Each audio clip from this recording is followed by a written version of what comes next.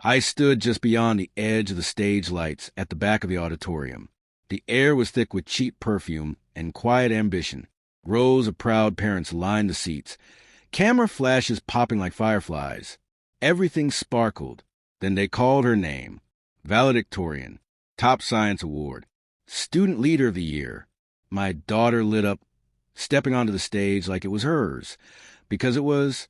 For a fleeting second, I forgot what she'd become, forgot who had helped mold her, forgot the tight ache lodged in my chest.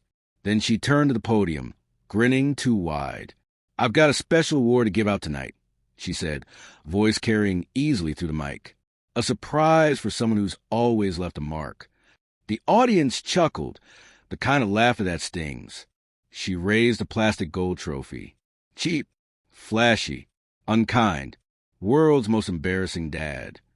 The applause came fast. Laughter louder now. She walked over and handed it to me, chin high with pride. My ex-wife sat in the front row. She clapped first. Her new husband followed suit, giving her a triumphant high five like they'd just nailed a buzzer beater. I didn't react, didn't look at the trophy. I turned and walked out before she could see my expression. By morning, her calls came in waves. I didn't pick up. She hadn't seen this coming. She definitely didn't expect what I did next.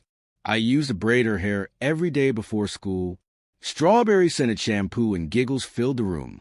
She called me Daddy Genius. Every time I fixed her science fair entries, I cheered from the front row at every recital, no matter the weather. Every birthday, I baked her cake from scratch. But after the divorce, the ground shifted. Not all at once, just small fractures. A missed visit, a colder tone, an uncomfortable silence. Eventually, those cracks widened into a canyon. My ex had money. Her new husband had influence. I had honesty, and that made me disposable. They eroded her trust subtly with sweet poison. "He means well, honey, but let's not make a scene. Your dad's a little awkward." They didn't just pull her away from me.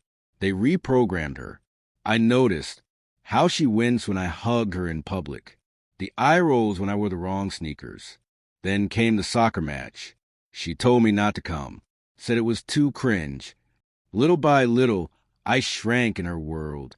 Until that night, until that trophy, until something cracked open inside me. 3 days after the ceremony, I filed no motion for custody. That was long lost. No, I wanted something more powerful. The truth. I began with the paper trail. Texts, emails, court files. Then I hired someone. Quiet, sharp, untraceable.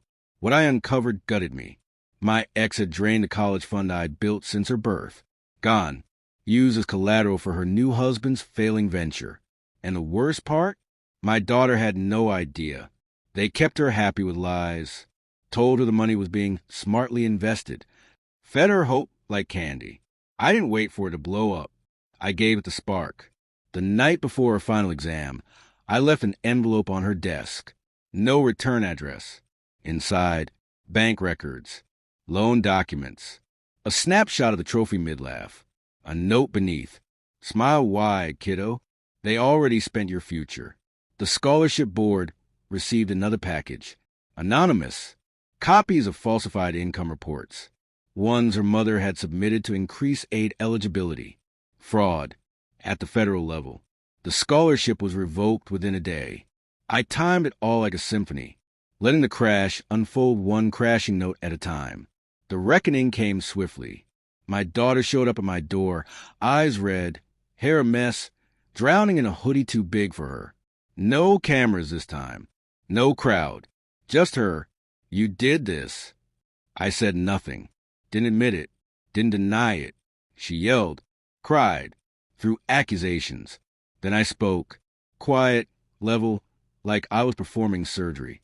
"You humiliated me for a punchline," I said. "But that doesn't matter. What matters is the truth. And yours was bought, sold, and tied in a bow of betrayal." She started to interrupt. I kept going. "They used you, made you their puppet, and you handed them the strings." Then I gave her the evidence. Real documents. forged signatures, loans taken in her name, debt she didn't know she carried. She stopped, hands trembling, silent. 2 weeks later, the authorities were at my ex's door. Charges: financial fraud, identity theft, tax evasion.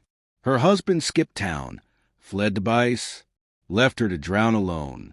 My daughter came back to me, not because I asked, because the glitter finally burned off. Healing didn't happen overnight. I didn't expect apologies or hugs. I didn't need them. But a few weeks later, she knocked on my door again. This time, she carried a different trophy. No engraving, just solid metal. Heavy.